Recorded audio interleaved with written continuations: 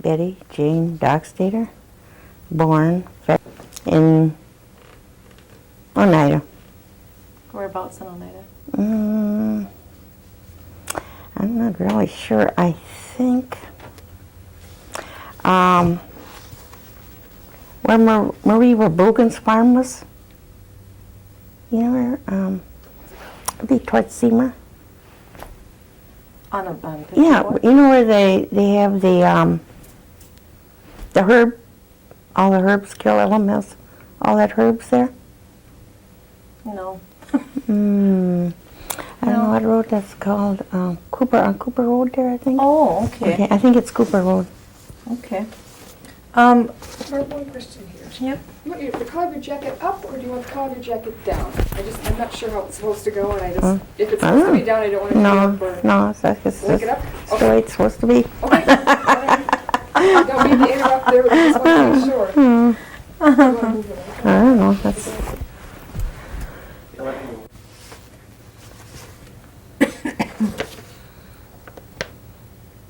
Okay.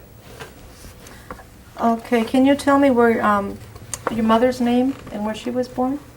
Celinda. I don't think she had a middle name. Celinda Doxtator. Where was And she she was born in Oneida. Do you know what part of Oneida?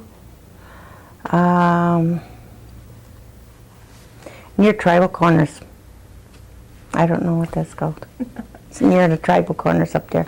Near Moss's store up in that area. Okay, what was your father's name and where was he born? Bernard Bajirkwell, Okay, where was he born? Norway. Okay. Do you know anything about your grandparents on your father's side? Yeah, I had a grandpa named Ola, which lived with us. And then I had a grandma which stayed in Norway and an aunt. And then I had, let's say, 3 uncles that came to this country. They all, my grandpa and my dad and the brothers came here on a boat from Norway and ran a tobacco farm, raised tobacco. Where was that located? On Silverwood's farm. Oh. You know, so, all right, where the Little Bear building is? Right there. Right on 54. Yeah. Okay, do you know your mother's parents, or your grandparents on your mother's side? I didn't have a grandpa there. I just had a grandma. My name was Charlotte Doxtator. And, well, she lived with an aunt, one of my aunts for a while. And then she lived in a little house across from Moss's store, in that little house there. Okay. She's a real little woman. I don't know if you ever No. remember her. She had like a humpback on her. Her name. No, I don't remember her. Is the house still there? Mm-hmm. She lived there. And then, what's his name? Orange John used to live with her there. Oh. Can you describe the house? Yeah, it's a little two-room house. She cooked on a cook stove. Her bed was in the living room, the table was there. Anytime you went there, she had pie. Raisin pie for some reason, I don't know why. She always had raisin pie. Okay, where was the family home located? Whose family home? Your family, when you were a child. I lived on South Fork Avenue. That's where you were brought up? Mm-hmm. On the corner there. What's right now is that duplex is there. Oh, but where Prudy I lived on where Prudy lived. Oh. Mm. Describe that house. 2 bedrooms and it upstairs. Okay, how many kids were in your family? 5 of us. 1 brother and I have 3 sisters. Okay, can you name them and then give me your sister's married names? Vernon Bajirkwell, and he's dead. And I have a sister who's a nurse, Evelyn Ming. She lives in Kansas. She has 2 children, a boy and a girl. And she's a registered nurse, and her daughter's a registered nurse. And her son, I don't know, he went to school to be a teacher, so I really don't know what he does. Then I have another sister living in Ohio, not married. And I have, she just does telemarketing. Then I have a sister in, I'm thinking, used to live in Greenleaf, but now she lives in Green Bay. I can't remember the street, because I never go there where she lives. And she had 7 children. Wow. Okay, can you describe the neighborhood and the people that lived in the neighborhood when you were a child growing up? Well, let's see who's on there. Harry Baird lived next door to us. Then there was Lizy Reed. Alice Torres lived up there on the hill. And who else? There was there used to be another house in the corner, but I can't remember that old guy's name. Let's just see. Then there was another little house. I can't. That was that big, heavy-set lady, and she had a real little man. They had a horse and buggy, and if you remember, he killed her with an axe. Lived in that little house, right where Bertha lives now, where Bertha Cornelius lives. Oh, I was in there. You don't remember that? No. No. So, yeah, because I remember I used to ride to the Oneida with them on their horse and buggy. Oh. That must have been quite a story back then. Yeah, he must have got mad at her or something, and he hit her right in the chest with an axe. She was a big, heavy-set woman, and he was a little man. He wasn't like big as you. In jail then? Yeah, for 100 years. Is that right? Mm-hmm. I just can't remember his name, out there. I used to remember, get older, you forget. Okay, in homes today we have running water and electricity. How did your family cope without? Oh, we had an outside bathroom. We had to go down below the hill, over the tracks with our pail to get the water, and you put the pail on the rope and dip it down in that well and get your water and then haul it home. Whose well was it? It was where Bowie lives now. So we had to go down that hill, and there was a well there, and that's where. And I remember my mother used to always have another pail that hung in there, and that's where she'd go put the milk and the butter. Way down there, so when you wanted it, you had to run way down below the hill to get it. What about like heat and electricity? What did you do? With a lamp, and it cooked on the cook stove. Kerosene lamp? Yeah. I remember my grandpa lived with us, and we had a radio, and it worked with a car battery. That's the only way it would play, and the battery died, and you had to charge it up again. I used to remember that, because it was, at that time the house, it just was 2 rooms, kitchen and the other room, and upstairs. And then we had one of those Victrolas, and then you had to crank that, and then the record would play, and it had like a stem came out, and the sound came out of that stem. Hey, Betty, describe a typical Sunday from the time you got up in the morning till the time you went to bed. Oh, God, I can't remember. Well, it was summer. We went in the woods and picked strawberries. You never could eat them because they're going to can them. Otherwise, I don't know. Oh, we always went to church because we belonged to the Lutheran church. Went to Sunday school because I always remember I never missed. So I got, like I was saying, I got a silver pin for perfect attendance. Okay, did you have like a big meal on Sunday? Well, I guess it was kind of a regular day. I don't really remember because we were poor. But I know we always went to church on Sunday. What do you mean by you were poor? Poor? You didn't mind? Describe what it was like. I mean, how did you know you were poor?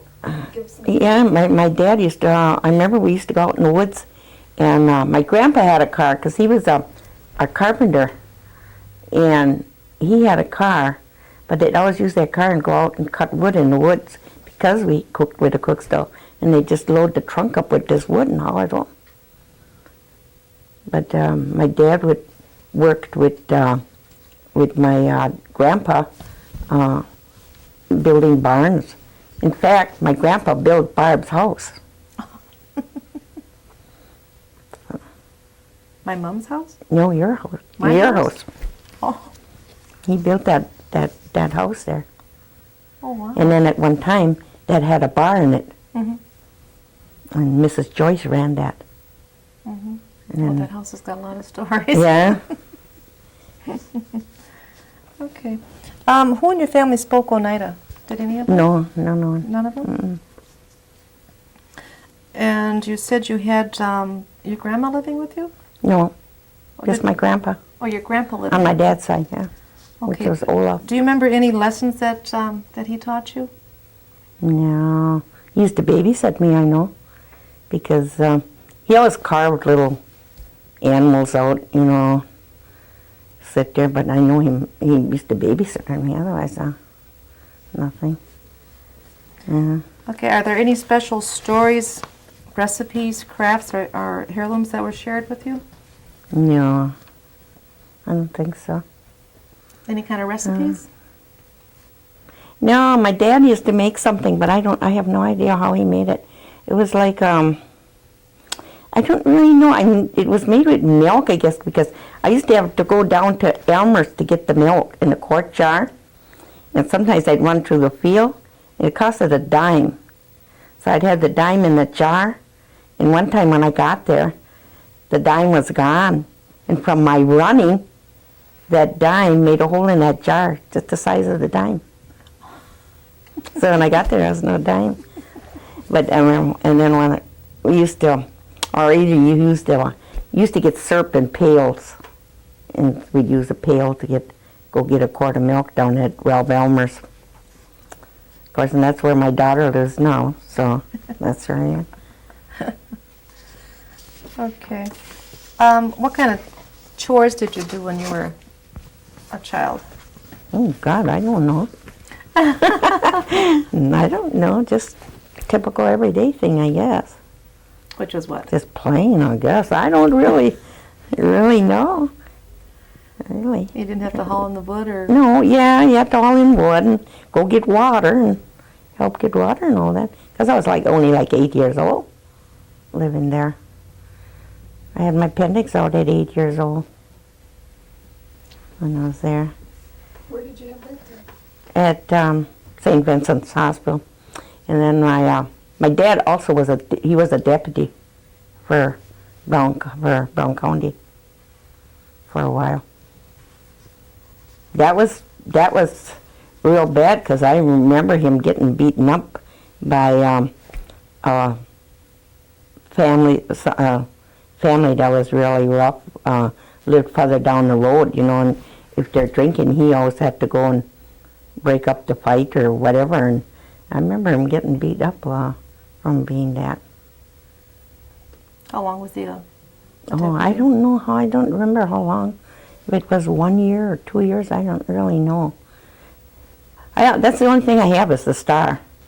Oh, you got the star? Yeah, the star that it hooked on he used to have to hook it on a car or something. He took it on my grandpa's car. My grandpa always owned the car. So my dad didn't have a car that I know.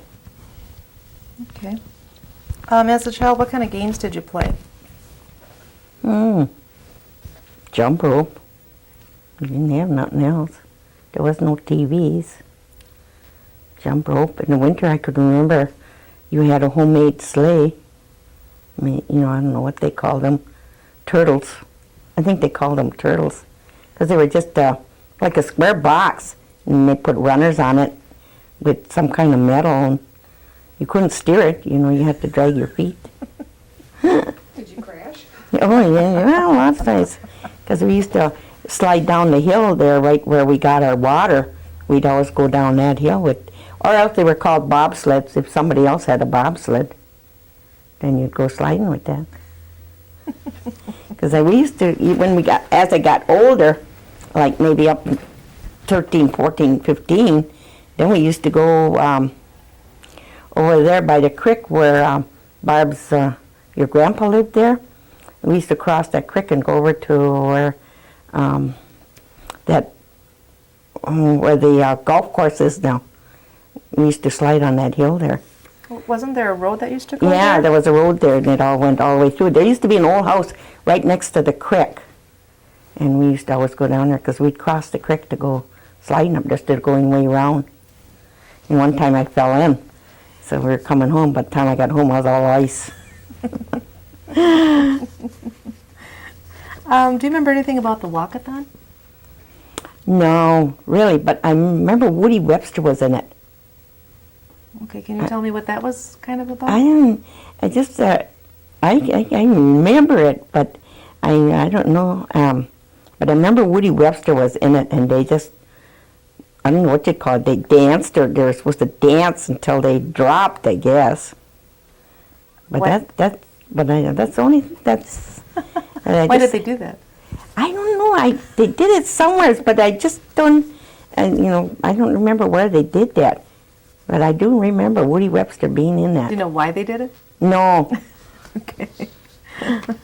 Your mom maybe did. She remember? No, I remember them doing that. How did your family travel? Well, when you were a walk. kid? You walked? Walked. Or like I said, my grandpa lived with us, and he had a car. If he was home, when my dad just used his car, because he lived with us. And that road was all mud when it was spring. That was just all mud, and there'd be deep ruts, and then the cars couldn't. You got in a rut, you don't get out. I don't know, there was a lot of buggies, at that days too, going down the road. So when you went shopping or something, you... Yeah, we're just a little ways from the store. He walked. Okay, can you describe Oneida when you were growing up? What was that guy's name? I'm trying to think. Schrader's? But his name was Bill. And then there was Morgan's. The old senior Morgan. And then his son took over later years. Oh. But when you went to buy cookies, it was all like buckets, and they'd have to open a little door, and you could buy just 1 pound, or you wanted 4 cookies, you could buy 4 cookies, whatever.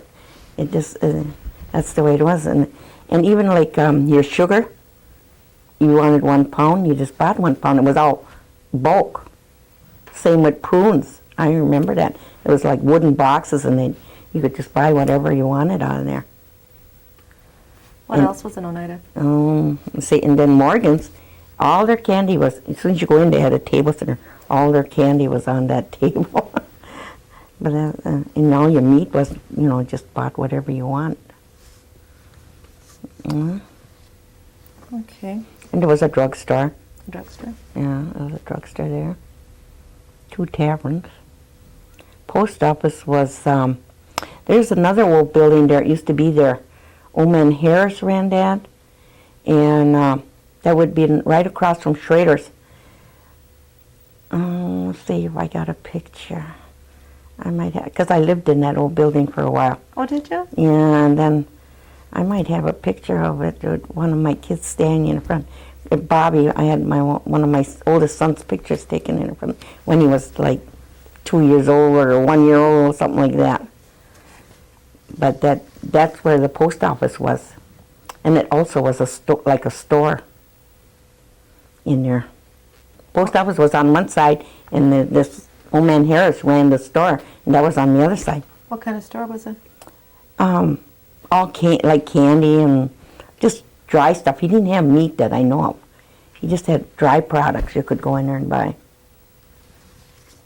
Okay. What are some of the special occasions that your family did? Christmas, Wayan?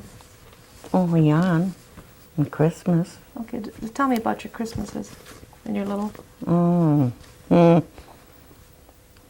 Well, like I said, we were poor. I remember one year we didn't even have a Christmas tree.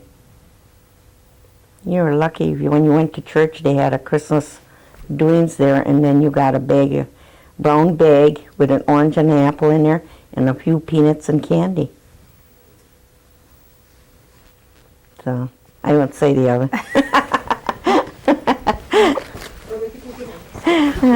But that's how they had a Santa Claus would come, because they had and I remember when I went to school in that little building that was there, and they had a little church. Church was built later. That was all in one, But the school was in there from 1st grade to 8th grade. I don't know how many kids there was. Maybe, God, couldn't have been many. And then there too, they had to, like I said, they had to haul the water, and they had some kind of thing with a spigot on it, and if you wanted a drink, that's how you got your drink of water. Can you tell me some more about the school at the Lutheran church? Oh, it was Describe a it to me. Lutheran, yeah. They had a man teacher. I remember one time we had this, trying to think, it was a Jordan. She was big, she was 8th grade. And I don't know what she was getting disciplined for, but her and the teacher had a fight anyhow, but that was her last day of school anyhow. She got kicked out, but she was big. She's not even alive anymore.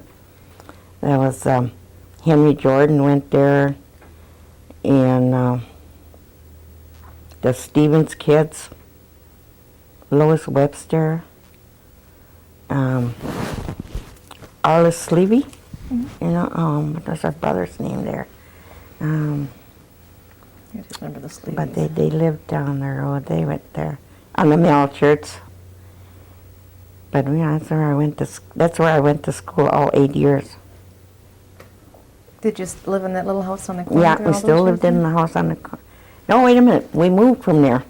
Then we moved way up by Tribal Corners in a little house up there. And that was only 2 rooms. And then, trying to think how I got to school. Oh, there my dad had a car. So he'd take me, but I had to walk home, and that was miles. To the Lutheran school? To the Lutheran school. The end of the day, I had to walk, and that was like, I don't know, maybe 7, 8 miles. Because that, from the Lutheran, I'd say that's Easily. that long way. Yeah, we went up the highway, and down H there, and then I had to go in the back of that Moss's store, down that way. Then when I got home I had to get my pail and go walk back that way to the farmer's to buy my milk. We got milk from this farmer. And here one time, they had a big police dog. And they had a fence, a big gate there. And here, I didn't see the dog anywhere. So I just presumed he was tied up. So when I went in there and I'm knocking at the door, I got nabbed. The dog bit me real bad on a leg.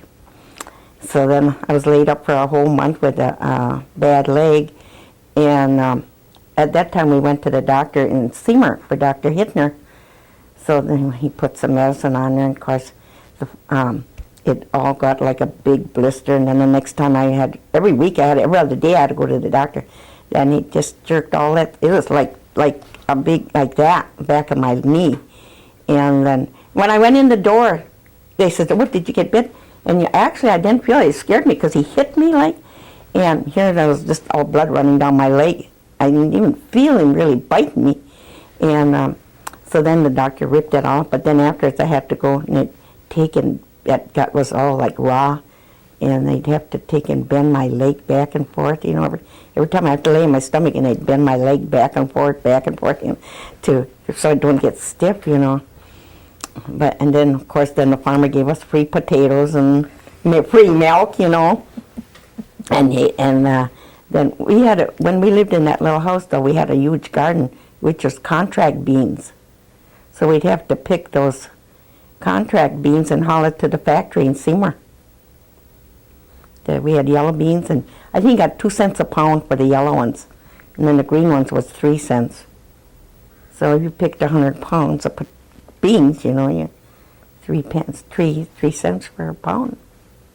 But we did that, and of course one side was our tomatoes and everything else we planted. It was a huge garden. Yeah. Mm. You talked about Moss's store. Can you describe that store to me? Oh, that's just really old-fashioned, and it still is. I think, right now, I think it's the same way it was years and years ago. Because they sold bolts and nails and all that in there, and it's still like that. And just this little bitty counter, and you go in and you also could buy salt pork in there in a barrel. And it's still like that. You go in there, you just got this little meat counter, and it's, to me, it's this, I think the only difference is it's kind of like a big cooler there that she has some other stuff in there. Because I was just in there not too long ago. And it looks the same. It's just like she's all these wooden buckets that has this nails and stuff in them, like for farm or something. But it doesn't change that I do me. Looks the same. And then they sold gas. Did the whole family go shopping, or did you go with your mother always, or how did that work? Well, I'm trying to think. At that time, there was just me and my brother at that time when we lived in that little house. And then that was after that we moved right into Oneida in this other house. And then that was where my sisters were born. So, well, my brother was born in the house that we lived when we lived on South Park Avenue. And then, of course, we moved way up there by Tribal Corners. Why, I don't know, but anyhow, I came way to Oneida for school. And then when winter came, what was I going to say? There was this family lived there and this close to the school. In the winter, I stayed there during the week with them and went to school. And then when the weekend came, then I went home. And then when Monday came, then I came back again until spring. But when it was nice weather, I had to walk. I walked home every night. But my cousins, which was the Melchards, they lived way out too on Cooper Road there. And so we walked together till that far, and then the rest I was all alone. And then yet when I got home, I had to walk back to that farmer's to get milk. Did you live any other place? No, that's oh no. Let's see now. I think. Well, then I had one of my uncles lived in Madison. Oh God, I know the name. It's Middleton. It's around Madison someplace. He had a wife that was crippled, so my mom and dad went down there, and I think at that time that was before we moved to Tribal Corners. We had gone down there for a while, and my mom and dad took care of his wife while he worked. He worked in some car factory. And then I went to school down there in Milton for a while. I don't know, maybe 1 year, and then we came back to Oneida again. Where did you move then? That's, well, my grandpa stayed in that house down the corner on South Park Avenue. He stayed there, so we just moved back by him. And then we moved out of there. My grandpa still stayed there. Then we moved up to that farm. And then my dad was running that farm, because I can remember being in that house, and they had a thing to separate the cream, to make butter and that. I can remember that. And then they had this machine too that they had to grind the coffee. And we didn't stay there real long. Because I was little, I don't really remember all that. But I lived there for a while. And then back again by our grandpa, And then I know, it's all different. Can you tell me what happened when somebody got sick? Oh, they had Dr. Hill. Dr. Hill. And because she lived in Oneida. But then I remember my mom and dad, because when I had my appendix out, we went to Dr. Hittner, which was in Seymour. And because my dad was sick. He was sickly. He had epilepsy. So he didn't really work. He fell off a barn one time. And he got one of those spells.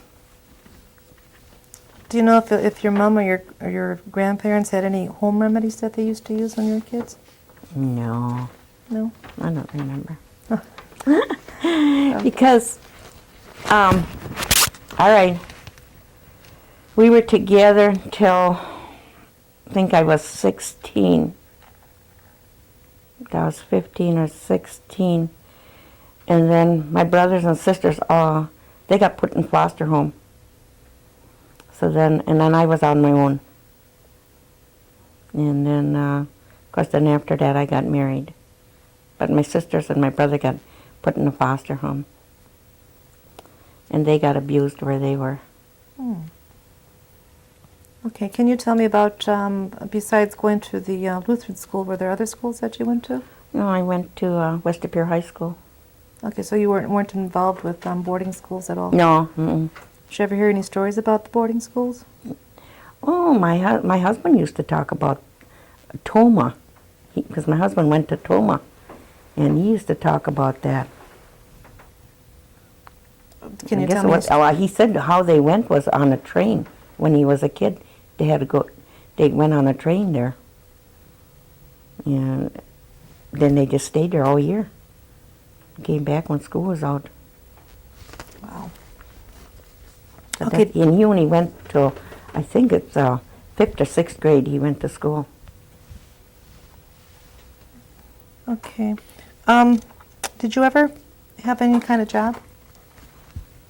I don't know, I do all kinds of things. Well, I mean, like now or Well, later or earlier? Earlier. Well, I worked for St. Joseph's Church. I cleaned all the classrooms. I've been there I'm still there. It's like 30 years. Because I'm still cleaning there. Okay, what else were you doing? Oh, I worked out in the fields, planting cabbage and picking cabbage, cutting cabbage, bagging it. I did that. I also worked in, when they chopped corn up in the silo. I did that. I drove tractor. How old were you when you got married? Let me see.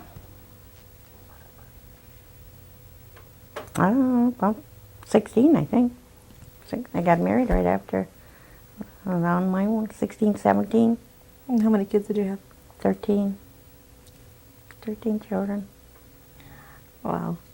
One died, then I adopted one. Okay, were they all born at home, or did you go to the hospital No, with them? they're born in a hospital. All of them? Mm-hmm. Okay.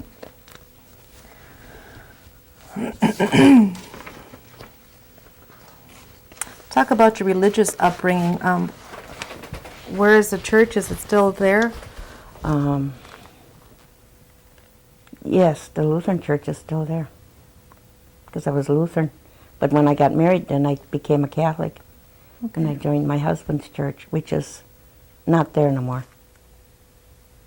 St. Joseph's is torn down. Why don't you tell me a little bit about, you said you had 13 kids, how you brought up your 13 kids? Oh, yeah, I don't know. I don't know, it didn't seem, today people think it's so hard. I don't think it was. It's like you listen to them today and they say, oh, they got so much problems. I said, geez, I don't know, I think my kids are all pretty good. Nobody got in bad trouble, And when they started working, they all had to put money away in a savings. And when they got paid, one had to buy this, because there was so many of us, we didn't buy just 5 pounds of sugar. We bought like 25-pound bag of sugar and 100-pound bag of potatoes and stuff like that. But we always had a huge garden, so we after we bought this where we are now today, we moved that house there. Then we dug that basement by hand and put a basement in there and added that big kitchen on there. And so then we always bought lots of potatoes in 100-pound bags, stored them in that basement for all winter, and did lots and lots of canning. Tell me about the house you lived in before this one was moved there. Oh, we lived in the garage. We built the garage, And we lived in the garage before we built that house. That's rough, I tell you. Because you're so crowded, you know. Yeah. Well, describe the garage. Yeah, we built the garage first and lived there. And I remember we moved in there, and on the edge of your roof, it was not finished, and then the roof didn't have all the tar paper on it yet. So it rained, you know. So this rain is dripping down in there. So that's it. I don't care. Next day I'm on that roof. I'm putting that tar paper on that roof. But then these boards weren't filled in on the side because he's doing that after he moved in, you know. This is a bird would come in and go out, you know. Oh. But that was something. I said, I put that roof on there. And then when we bought this other house, we moved that there. And they used a trailer from where Herman Denny worked. They had an old trailer. So they said, well, you can borrow that to move this house. Well, all right, they got the trailer, and they went. And the first part of the house, we only paid $300 for that. So they jacked it all up, and next morning they're going to have this tractor will move it, you know. Here when they get there, the tires are all flat. So then they had to raise the house back up again and fix these tires all on this trailer. So they got almost to our corner, and it was like, we bought it from Hans. And at one time it was a granary, but then they lived in it too. And they built themselves a new house, so then we bought that. Well, they're on the corner, then here it got another flat tire. They had already come, I'd say 4 miles. Mm-hmm. And so then, all right, they still made it up the little hill and just so it got in the yard, and then another flat tire. And that's where it sat. Well, then my husband had to get he got some, I don't know, he called them rollers. He jacked the house up and you put these logs under there, and then you I don't know how you do it, but you roll it to where you want the house to be. But the house never got to where we wanted it to sit. So the front door was supposed to be in the front. It never got in the front. It was on the side. Because it never got to that way. When he got it straight, that's where it stayed. And then it was close to the road. So, you know, like, wide as this house, you know, from the road. So it stayed there. And then, of course, we had a building permit, you know, on this. And at that time, Leo Bordeaux was the town chairman. And he said as long as he had the permit there. And Amos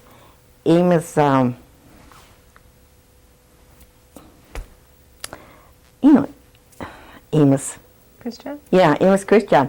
He was helping that time, and he was sitting on the roof, and because he had this pole, when you go under the wires, you know, you have to push those electric wires up, you know. And they were saying that he was the chimney up there.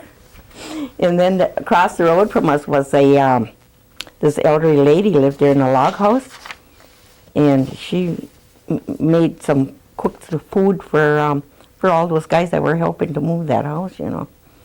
But that was something. And of course, after we got there, and then a few years later, you know, a couple of years later, then we dug that basement and all by hand, and then built that kitchen on there. And Edwin King's dad helped build that kitchen, and he's dead too now. Yeah.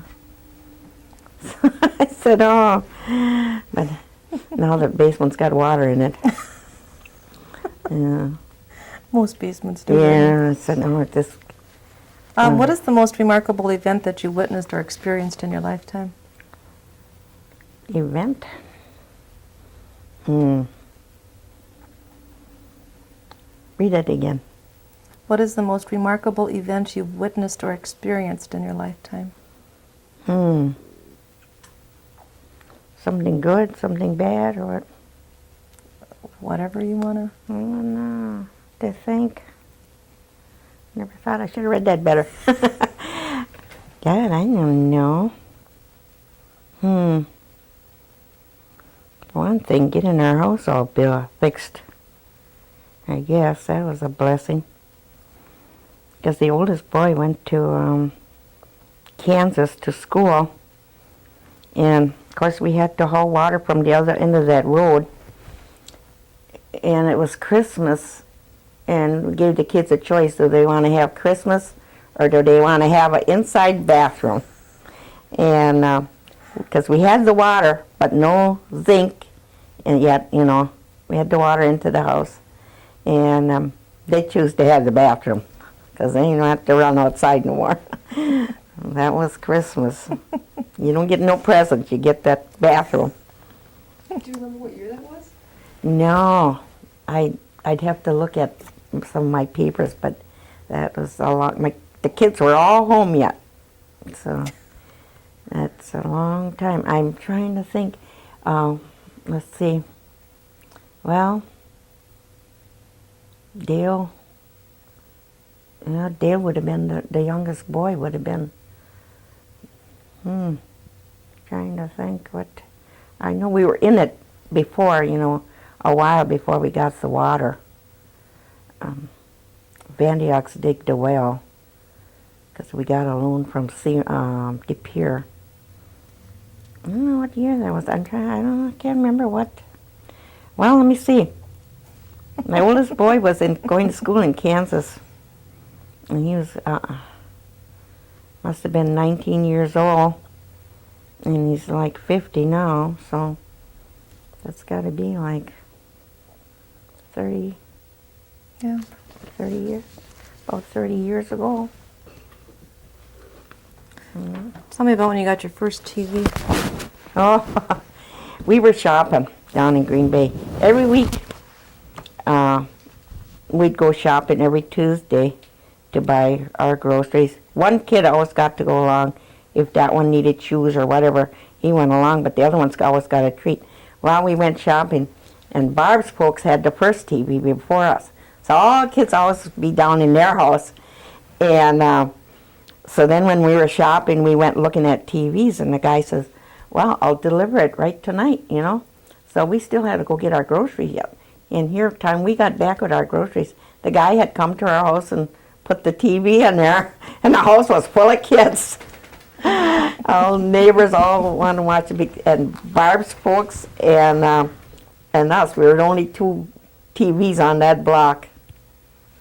The Reeds lived there, and the Dallases, and the Nesses on the other end. Yeah. I don't know. Do you remember that? Yeah.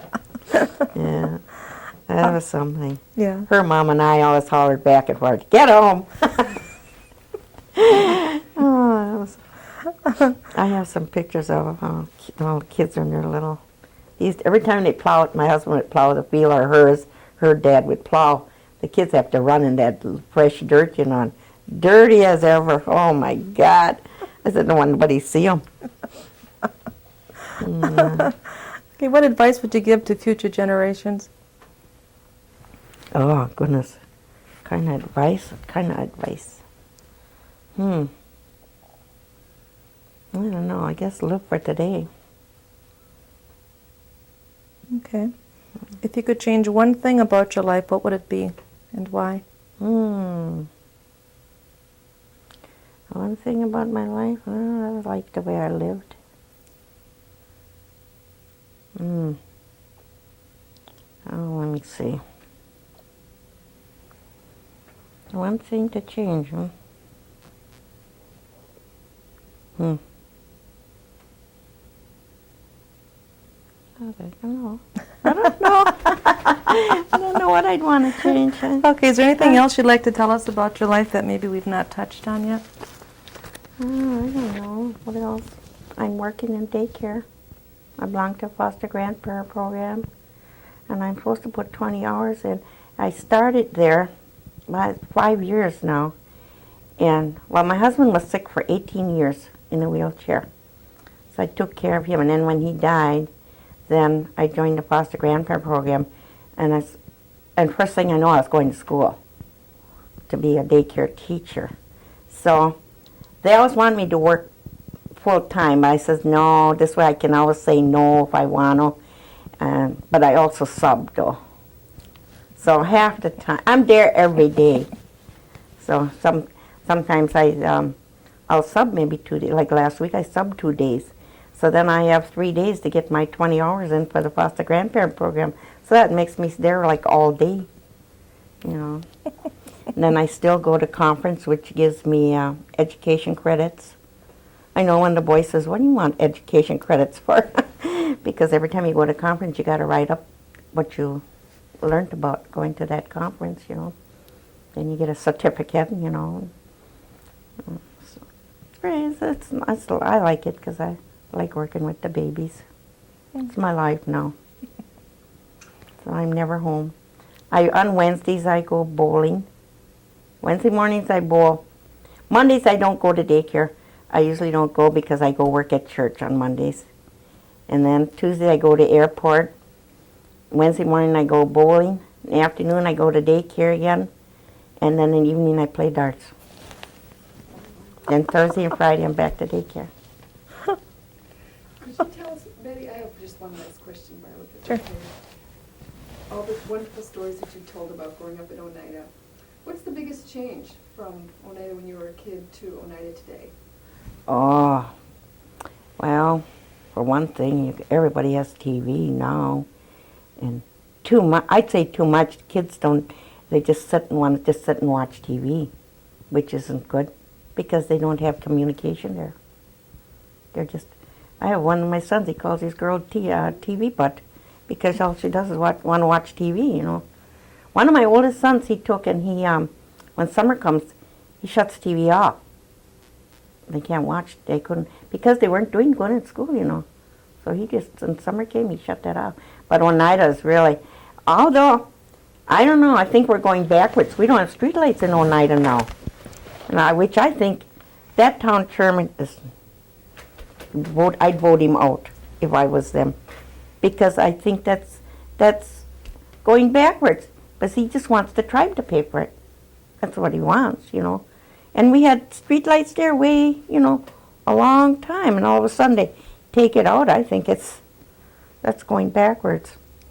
Of course, we have no stores in Oneida now. That's a big difference, you know. You want a loaf of bread, you got to run to Seymour or Green Bay. Buy your groceries now.